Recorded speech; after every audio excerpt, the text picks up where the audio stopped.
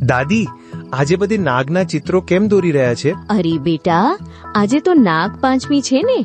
નાગ પાંચમી એટલે સાપની પૂજા કરવાનો દિવસ, જે શ્રાવણ મહિનાની શુક્લ પક્ષની પાંચમી તિથિએ ઉજવાય છે.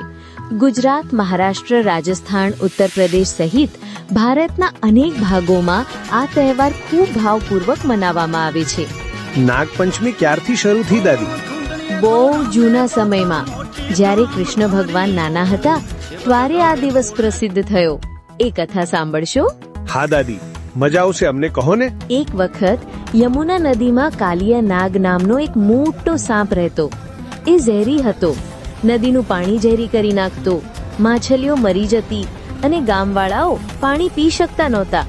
અરે બાપરે, તો પછી શું થયું? ત્યારે નાનો કૃષ્ણ ગોપાલ પોતાના મિત્રો સાથે નદી કાંઠે રમતો હતો. તેણે કાલિયા નાગને પાજ ભણાવવા નક્કી કર્યું. કૃષ્ણ તો નાના હતા ને, પછી કેવી રીતે? નાનો હોવા છતાં તે ખૂબ શક્તિશાળી હતો. કૃષ્ણ નદીમાં કૂદ્યો, કાલિયા સાથે યુદ્ધ કર્યું અને તેના ફણ પર ચઢીને સુંદર નૃત્ય કર્યું. અંતે કાલિયાને કહ્યું કે અહીંથી જા અને ક્યારે ગામવાળાઓને નુકસાન ન કર. વાહ, એટલે ગામવાળાઓ બચી ગયા? હા બેટા, ત્યારથી લોકો સાપની યાદમાં અને કૃષ્ણની જીતના આનંદમાં નાગપાંચમી ઉજવે છે.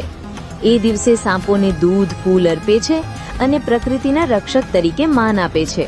એટલે સાપને મારવો નહીં, તેનું સન્માન કરવું. બિલકુલ. સાપ ખેતરોમાં ઉંદરો ખાય છે, એટલે તે આપણા મિત્ર છે. પ્રાચીન માન્યતા મુજબ સાપ પ્રકૃતિ અને પાણીના રક્ષક છે. ઘણા લોકો આ દિવસે ખેતરમાં હળ ચલાવતા નથી, જેથી જમીનમાં રહેલા સાપોને નુકસાન ન થાય. કેટલાક પ્રદેશોમાં સાપોને દૂધ પીવડાવવાની પરંપરા પણ છે. સમજાઈ ગયો દાદી. આ નાગપંચમી તો પ્રકૃતિનો પ્રેમ શીખવે છે.